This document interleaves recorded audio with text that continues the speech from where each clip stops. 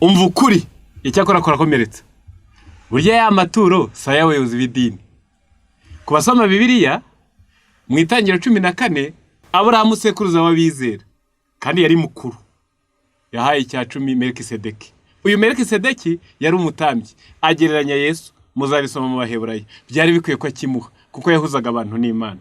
Igihe cyarageze mu kubara igice cya 18 umurongo wa 21 icya 10 Imana ikigenera Abalewi.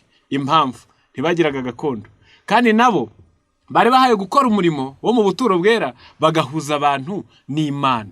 Urumva se bitari bikwiye? Ntibagiraga icyo kurya, nta murima, nta nka, nta duka, nta mushinga, ahubwo igihe cyose bahuzaga abantu n'Imana bari mu buturo bwera. Umva ukuri, niyo mpamvu bo bahawe icya 10 ngo kibatunge muri uwo murimo. Igihe cyarageze Imana ibona abandi bantu bagowe kimwe n'Abalewi. Ni imfubyi, ni umupfakazi, ni impunzi, ari we witwaga umwimukira mu gihe cya kera. Byanditse mu Gutegeka kwa 2 igice cya 14 uhereka umurongo wa 28. Nuko Imana iravuga ngo uko imyaka 3 ishize uzajya ukura kimwe mu 10 cy'imyaka yose wejeje muri uwo mwaka ubika iwanyu, maze umurewe kuko adafite umugabane cyangwa gakondo umurimo n'umusuhuke w'umunyamahanga n'imfubyi n'umupfakazi bari iwanyu bazarye bahage.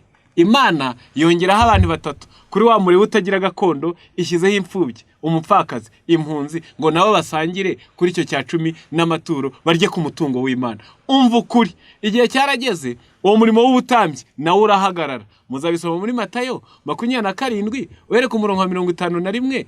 Byagaragajwe nuko umwenda wari ukingirije hera cyane watamurutsemo 2 ubwo Yesu yari apfiriye ku musaraba. Umurimo w'ubutambyi wo guhuza abantu n'Imana uhagararira aho ngaho.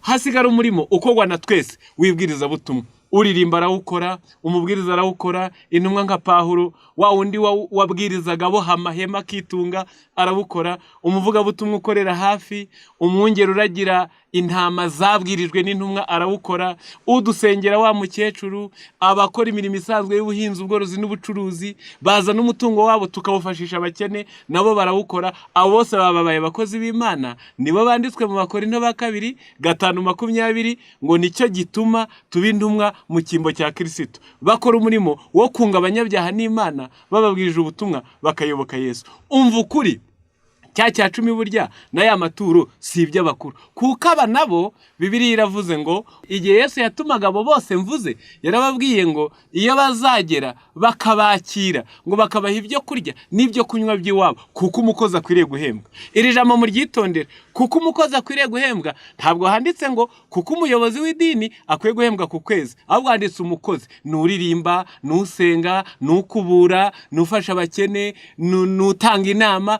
Aba bose bahurije hamwe ngo ibwiriza butumwa ry'imbere n'abakozi b'Imana. Umva ukuri, burya amaturo ni cya 10 si iby'abakuru. Naba nabo muri uyu murimo bakoresha kuri uyu mutungo. Ikindi kandi muzabisoma Pawulo abisubiramo mu Bakorinto ba mbere 9:14 ngo uvuga ubutumwa atungwe n'ubutumwa. Buvugwa na benshi rero, kandi gutungwa n'ubutumwa bisobanuye ngo iyo wagiye, iyo bakwakiye mu muryango, ibyo baguhaye by'iwabo uzabirye kuko ni ku mwami yategetse. Ni Yesu rero wabivuze muri Luka 10:7. Umva ukuri, burya cya 10 n'amaturo si iby'abakuru b'idini kuko umurimo bimara mwibwiriza butumwa. Iyi mikoro turi kuvugiraho wayikoresha mwo mutungo akaba ari ibwiriza butumwa. Ibi byuma byiri kwerekana amashusho n'uwo mutungo nibwiriza butumwa. Niba ari inzu yakodeshejwe n'uwo mutungo nibwiriza butumwa. Ariko kirazira ku cya 10 n'amaturo bijya mu nyungu z'umuntu, imodoka ye, inzu ye, abana be, amashuri ye. Bibaye ibyo twese turabakozi b'Imana twayagabangana tukaringaniza. Umva ukuri, burya wa mutungo si w'abayobozi b'idini ngo bahembwe ku kwezi, basinye na kontara, niba nasaza bahabwe na pansiyo. Nibigane Pawulo wabohaga amahema kandi akabwiriza. Umva ukuri, wa mutungo si w'abayobozi b'idini.